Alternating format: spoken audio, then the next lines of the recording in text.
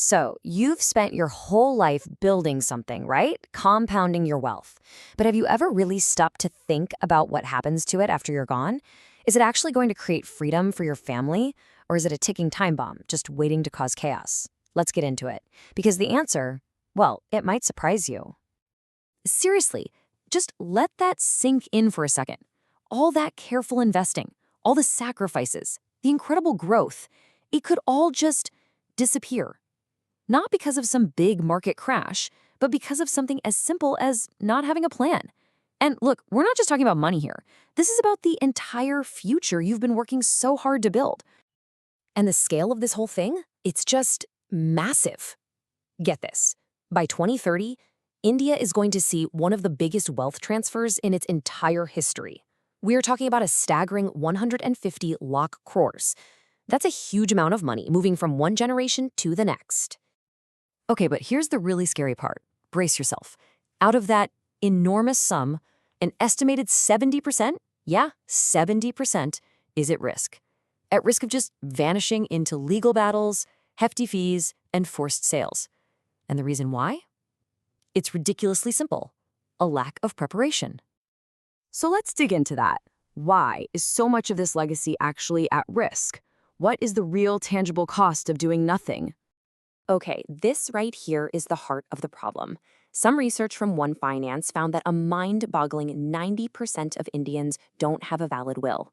Think about that. That's 9 out of every 10 people with no clear instruction manual for what should happen to everything they own. So really, it boils down to two very different futures for the wealth you've built. On one side, with a plan, it's a smooth ride. That compounding engine just keeps chugging along for your family. But on the other side, without a plan, it's just chaos. The value starts to bleed out, getting eaten away by legal fees, family arguments, and, being forced to sell things off when the timing is all wrong. And I know what you might be thinking. Won't the law just sort it all out? Well, yeah, the law does step in if there's no will, something like the Hindu Succession Act. But here's the thing. It's a blunt instrument. It just divides things equally. And while that sounds fair, it can be a total disaster in real life. Picture this. 3 siblings inherit the family home. The law says, great, you each own a third. But what happens when one of them needs cash and wants to sell? They can literally force the sale of the entire house, even if the other 2 still live there. And just like that, a precious family legacy becomes a huge liability. All right, that's enough of the doom and gloom, because here's the good news. Securing your legacy doesn't have to be this big, complicated thing. Not at all. Let's talk about the simple but really powerful tools you have at your disposal. It really just comes down to 3 core pillars. Think of it like a simple checklist. First up, update your nominations. Second, draft a clear will. And third, for some specific cases, you might want to consider a trust. See, it's a totally clear, totally manageable process. So let's break down what these actually are, real quick. A nomination, that's the simplest. It just tells your bank or mutual fund, hey, if something happens to me, give the money in this account to this person. Super straightforward. A will is the big one. It's the master rule book that covers all your assets, your house, your car, your investments, the whole shebang.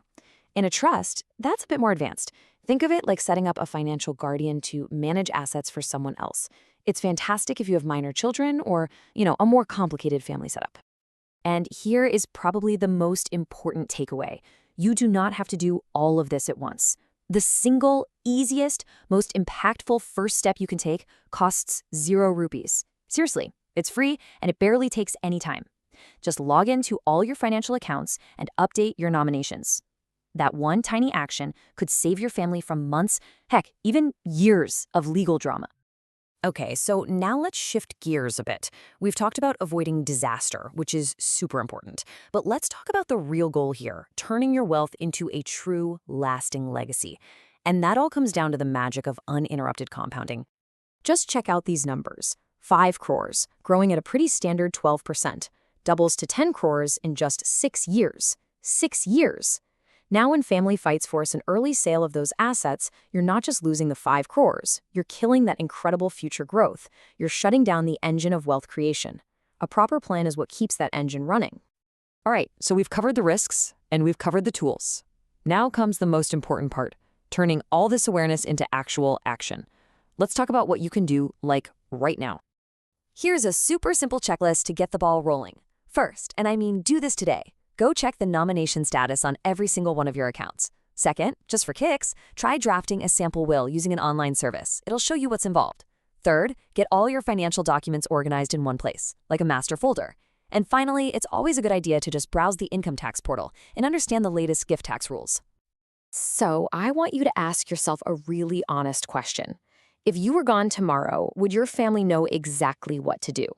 Would they be able to access everything easily, or have you accidentally left them a giant stressful puzzle that they're going to need a team of lawyers just to figure out?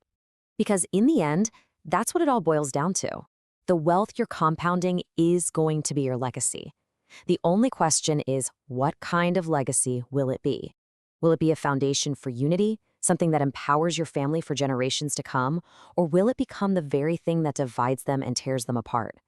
The choice is yours, and the plan you make today is what decides the answer.